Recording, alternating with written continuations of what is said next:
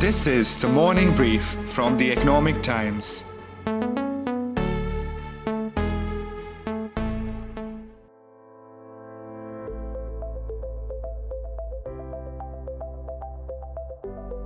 Almost 16 years after retiring from Eveready Industries, Roshan Joseph got an SOS call from the company's management requesting the veteran marketer to join back the board of the company as an independent member.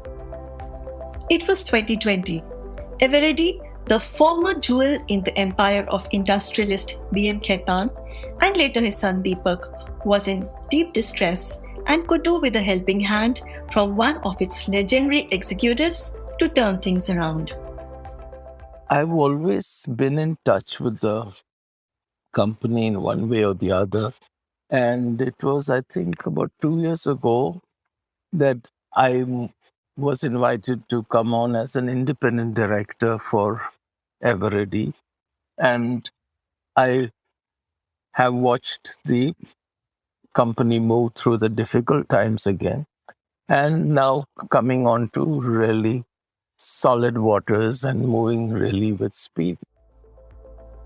That was Joseph taking a few days off in America after overseeing a major transition that once again has brought the limelight back onto this iconic brand that first came to India 117 years back, and set up a battery manufacturing factory in Kolkata, among the first multinationals to do so. In a major corporate development, the Eveready stock was up 4% after the Khaitans have resigned from the company officially. Both Aditya Khaitan and Amritanshu Khaitan have resigned from their respective positions. And with this, the Burman family has now taken complete control of Eveready, which is read as a major positive sign. Remember, this is a step-by-step approach that the Burmans have taken in order to take complete control of Eveready. In any case, they had the largest shareholding with about 19% stake in Eveready. They went and topped that up by making an open offer for 26% stake at 320 rupees. So after 2 decades of ownership, the Khaitan family last month was forced to pass the baton to the Burman family that runs Dabur to deal with their debt problems. If you remember, Eveready was under the B.M. Khaitan group for the last 2 decades. The B.M. Khaitan group took Eveready under its fold after acquiring it in 1993 when it was called Union Carbide of India. But in the last 10 years, Eveready has been besieged with a lot of problems, primarily balance sheet weakness, a lot of debt-ridden problems. The promoter shareholding had also come down quite a bit. In fact, the promoter holding had fallen from 44% 2 years ago just to about 4.8%, as the promoters had to pledge their holding in the company in order to repay debt of the another promoter company, McNally Bharat Engineering. Since July 2020, the Burman family's grip over Eveready has been tightening up slowly but steadily, coinciding with the decline of ownership and influence of the Khaitan family. Last month, as the Burmans, currently the single largest shareholder, launched an open offer to take their shareholding to as much as 51%, and the Competition Commission blessing the takeover, the die was cast once and for all. In today's episode, we discuss this iconic brand transition in detail with Roshan Joseph and seasoned marketer Lloyd Mathias. Dabur Vice Chairman Mohit Burman also shared his views in an email with us. It's Thursday, 21st of April. I'm Ratna Bhushan from the Economic Times, and you're listening to Recharging Eveready on the Morning Brief. Eveready Industries declined participation in this podcast. But what's the big deal about being India's largest tri-cell battery maker that got Burmans so excited? Is it the iconic advertising?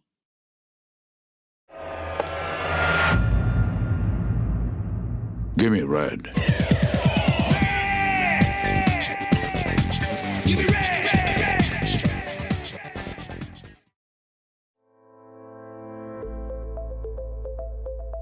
But then, does the brand Eveready still hold any relevance among today's consumers who seldom use a camera flash, a torch, a transistor, or even a Walkman?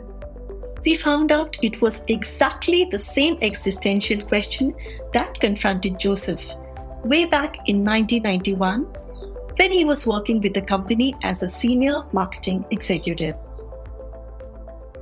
To give the workers in the plants an idea of what the consumer thinks of our product, we did something very silly or strange at that time. We took a VCR recording in Bombay, Delhi, Madras, and just stopped people on the roads and asked them, what do you think, what battery do you use, and what do you think of the battery you use? So we got some 600, 700 interviews, and we sat and listened to each one of them.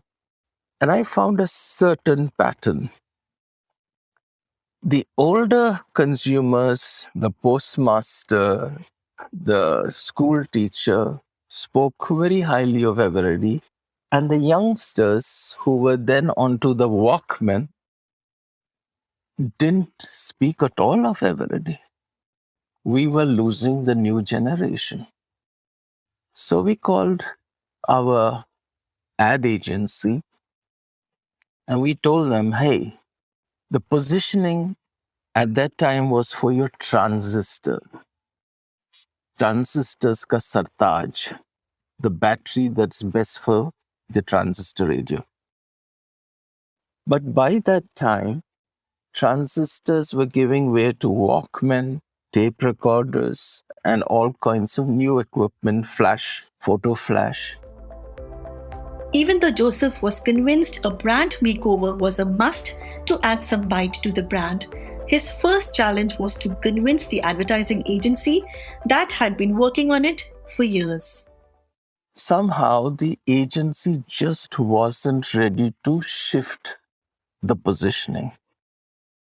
So I tried 1 month, second month, and every time they would come back with creatives, which was still the same old positioning. So in desperation, I wrote to my boss and said, I think I have a problem. I'm not able to communicate with the agency. Can we ask for a pitch? The moment this went round the market, the head of the agency flew down from Bombay, a gentleman that we all will know, Arun Nanda, head of Rediffusion. And he came and sat in front of my desk, took a pad, and he says, Roshan, tell me what you want. And I explained everything to him, and he said, boss, give me 1 month. Don't do the pitch yet. If in 1 month I don't come back with something that you would approve, go ahead and ask for the pitching. So the weeks passed, and I'm getting no response from the agency yet.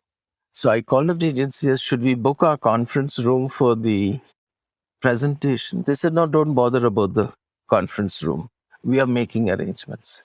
And you won't believe, Arun flew down with 14 of his top Rediff executives.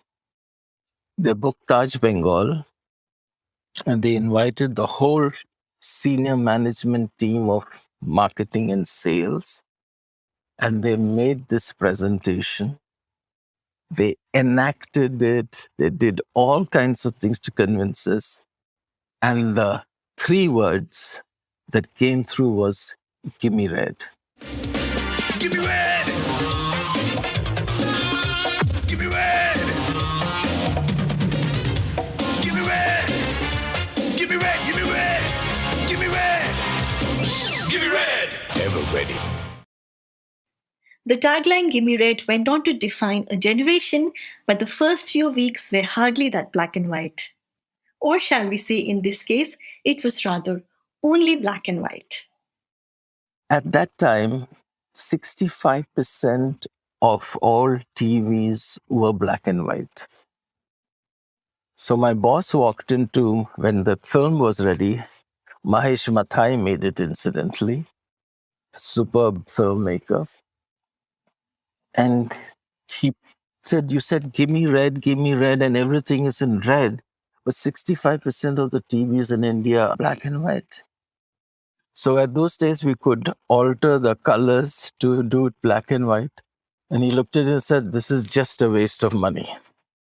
And he walked out. Every year in the sales conference, we show the film to the sales team. I knew we were in trouble because the whole planning of the commercial was such that you didn't see the product till the very end. So we just showed them sketches at the conference, and we exposed it to the sales team on a Monday 9 o'clock prime time show, and we asked them to watch it and fill in a kind of a survey form to tell us whether they liked it or not. 85% of the sales team gave us the thumbs down and said they couldn't understand the film at all. A month later, we asked them again to do a survey. This time, 60% of the people said they didn't like it. By the third month, 30% said they didn't like it. And I think about 20% never liked it anyway. So that was how we introduced the whole Gimme Red program. Thankfully, at the Advertising Awards sweepstakes, the campaign just blew away competition. 11 awards across competition and categories. And it really took the advertising world by storm. The team that worked on Gimme Red in Eveready really got nominated not only for these 11 awards from the various advertising agencies, but they got also awarded as the Chairman's Award, the marketing team at that time, which was a very prestigious thing in the company. And every time that we would have a conference, the cry, "Gimme Red," would come through the audience. It was something great. And various advertising clubs that gave us awards, it honestly stumped us. We never realized how big a thing it was till others started telling us how great it was.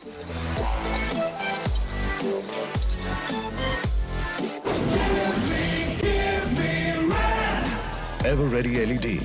Give me the brightest light. There were some unintended beneficiaries as well. Call it below the line marketing if you wish. I got a mail from one of the salespeople in Hyderabad because the commercial shows a red drink being sent across a bar, and the glass has a red drink in it. So he calls me up and says, "Sir, I want to tell you, I met the Ruafza dealer. And he says his sales have gone up a lot because your ad is really helping them sell Ruafza." But everybody got onto it, and it was a real adventure. A brand is not built by slick advertising. It needs to be supported by all the shareholders, the factory workers, the salespeople, the marketing team, the leadership. The whole team has to work in sync for everything to fall into place. We did really crazy things to make this thing go across. And I said, Arun Nanda, Shilu Chattopadhyay from Mode, and the marketing team from Eveready went into the villages of Orissa in the hinterland of Balasore.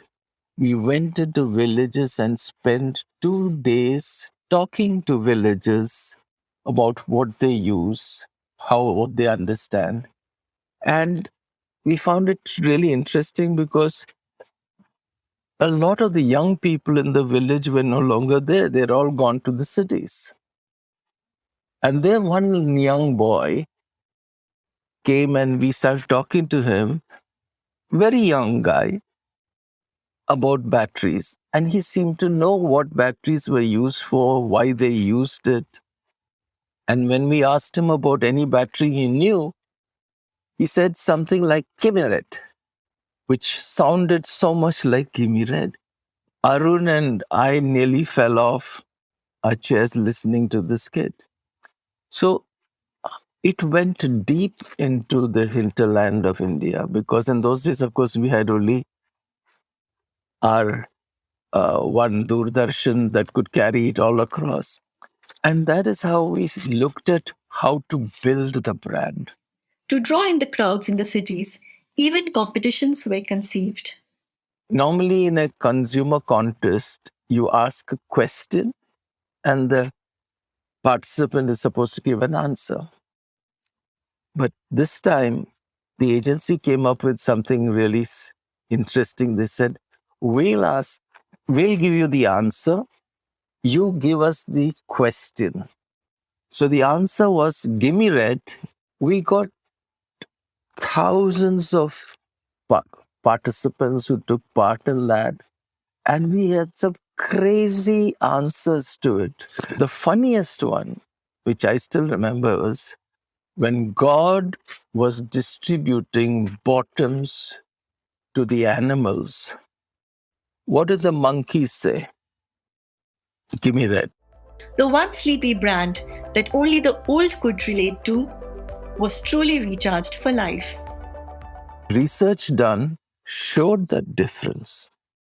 The youth that had been moving away from Eveready really started moving into Eveready, and today we hold a major market share in India. So we felt that this particular program lifted the spirits of everybody right across the Eveready distribution spectrum. And it was just before the MTV era. And immediately after this, a lot of the MTV videos came for the songs and stuff. And Gimme Red seemed well in line in those times. And right through, one of the things that the elements of Gimme Red were never greatly changed. There was no dialogue. There was always music, pulsating energy. And we even had a number of brand ambassadors. Even Amitabh Bachchan was a brand ambassador for Gimme Red. Akshay, of course, is the current brand ambassador. And it just went through for years and years, creating a sense of vitality, not only for the consumers, but also for the teams handling it. And today it is 30 years later. It has gone through so many various situations, but I must say one thing, that Gimme Red advertising asset has been kept pure, and it is still going on and strong and working so well for the product. The pulsating energy of the Gimme Red campaign also triggered far strategic consequences within 2 years of launch.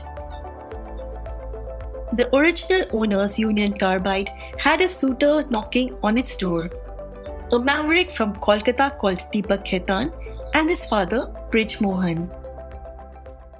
I would like to say that Deepak was a very strong supporter of the campaign, and he was greatly influenced by it because it was the most relevant ads going around at that time. And it was actually Arun Nanda, who was flying with him one time, who suggested to him that why don't you consider buying Eveready?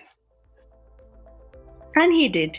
Khetan pipped Nasli Wadia to scoop up Eveready in 1993 for a princely sum of 300 crore rupees, the biggest takeover at that time. The Burmans are paying more than double that amount just to buy 26% of the company in the open offer. But still, one can't help wonder about the prospects of batteries going forward.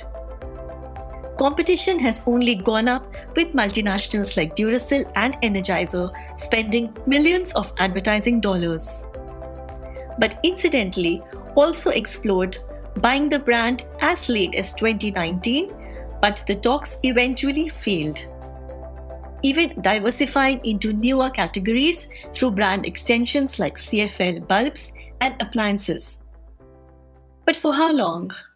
Our market share in this category has actually been the highest ever. And I'm really surprised because we had all the major competitors come to us, to India. The word Eveready, while it is associated with batteries and flashlights, is also something that could easily be leveraged for anything that is of great importance. Eveready as such was something always associated with power, with energy. So there is already a division that looks at the lighting part of Eveready. So it is a brand, and it is, they say brands never die. They just have to be kept revived and kept going. Mohit Burman, the executive vice chairman of Dabur India and the man who stitched it all up, believes brand Eveready is still a well known consumer brand that has significant potential. But this is a personal investment by the family, and Eveready will be kept out of the flagship Dabur company. In an emailed exchange, he told me, and I quote, "Be it for TVs, smart TVs, set top boxes, and ACs. All are growing categories, whereas the battery is in high demand." So, batteries are a derived demand in a way. Also, we believe that lighting and flashlights is a big growth category which we plan to focus on through the right push. The dry cell market today is around 1500 crore rupees in size, but then there are segments within the industry like alkaline that are growing very fast. We plan to go after that segment for sure, besides upgrading our range and focusing on lighting too. So, our strategy over the short to medium term has two clear agendas. One is to consolidate our current position in the dry cell and flashlight market, and then look for newer business opportunities in the medium term, both in batteries and in some new categories too. Unquote. I still had my doubts, so I decided to get some expert advice from another marketing veteran. I think while the category's relevance has diminished, quite drastically over the years with the whole new generation electronic devices, I still think there's a long tail of people using dry cell batteries. Things like your remote control devices for controlling your televisions, for your cable networks, your air conditioners, still have a lot of dry cell batteries. So in a sense, the primacy of the dry cell battery in the 70s and 80s is not what it is. But I don't think the category is going to be dying anytime soon. I think to some extent, it'll be what each brand does to make itself more relevant and broad base itself into the larger category of batteries.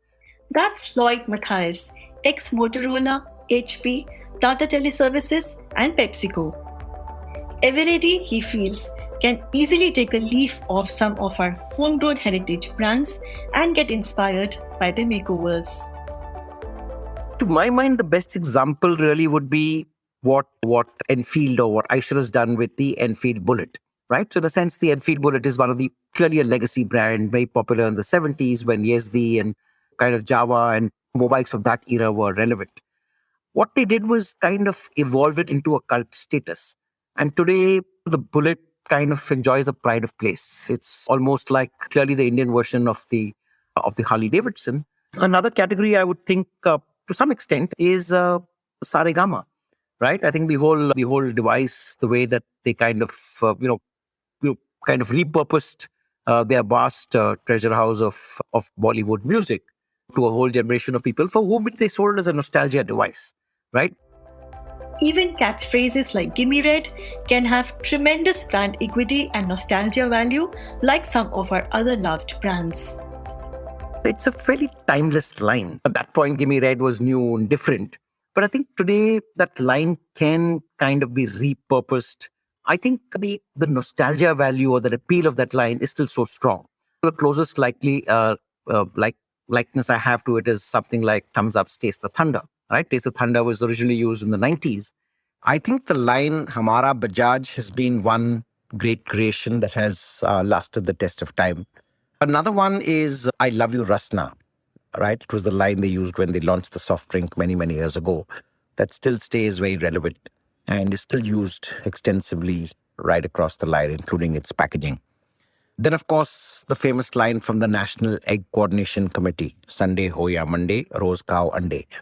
That is another classic and evocative, spells out the product benefit, and still stays very relevant.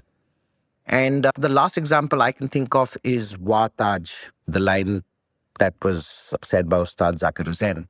And that is still so very relevant.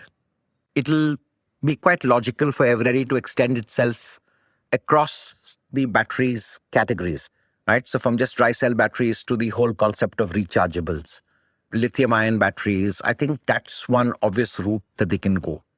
The other, given the fact that a lot of Gimme Red connotes power, connotes strength, they could look at it in newer emerging categories where this line can fit quite well. For example, the drones are clearly one emerging space.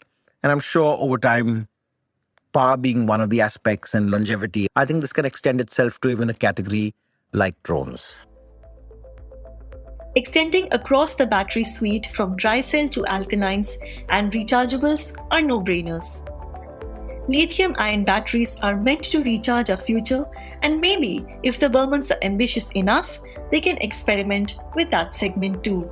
Considering Gimme Red connotes spark and strength, newer emerging millennial categories could also lead Eveready scaling new heights. How about batteries for drones? Any takers? You've been listening to Recharging Eveready on the Morning Brief with me, Ratna Bhushan. This episode was produced by Surabhi Modi from The Economic Times and Saundarya Jayachandran from Awaz. Sound editor, Varun Kapahi from Awaz. Executive producer, Arijit Burman from The Economic Times. We're signing off and hope you enjoyed listening to the episode.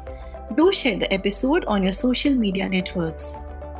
The Morning Brief airs every Tuesday, Thursday, and Friday. Thank you for listening and have a nice day ahead. All external sound clips used in this episode belong to their respective owners. Credits are mentioned in the description box.